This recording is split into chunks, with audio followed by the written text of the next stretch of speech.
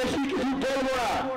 এখানে অনেকে উপস্থিত আছেন আমার সিনিয়র, তবে আমাদেরকে মাথায় রাখতে হবে এই স্বৈরাচার খুনিহাতিরা যেমন পালিয়ে গেছে, ঠিক এইভাবে আওয়ামী লীগের প্রতিটা নেতাকে পালাতে বাধ্য করবো আমরা।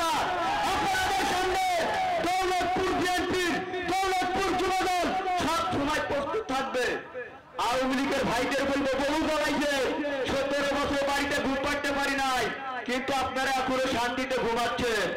বেশি লাফালাফি করবেন না, পায়ের গিরি কিন্তু আমরা ছুঁবো না একটাও।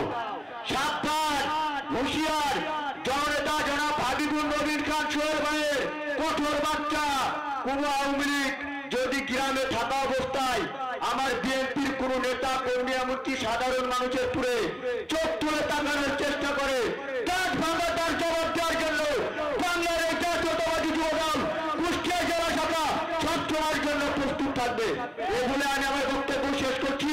বাংলাদেশ জিন্দাবাদ, শহীদ জিয়া অমর, খালেদা জিয়া জিন্দাবাদ, আগামী রাষ্ট্রনায়ক জনাব তারেক রহমান জিন্দাবাদ।